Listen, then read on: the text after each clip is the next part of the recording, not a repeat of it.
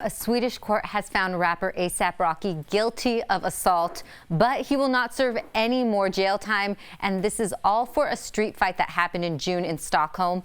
A$AP, whose real name is Raquel Myers, has always said he acted in self-defense and tried to avoid the fight, even posting this video as he was being followed by the men. Look, just for the cameras, we don't want no problems with these boys. They keep following us. Look at them. They keep following.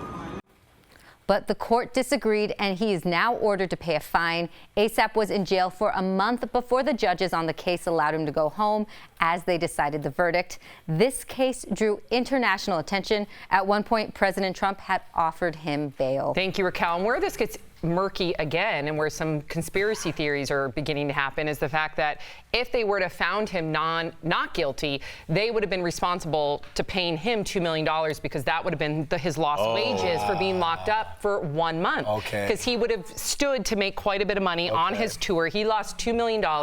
So he feels no matter what evidence was looked at, that there was a bias because nobody wants to have to shell out $2 million.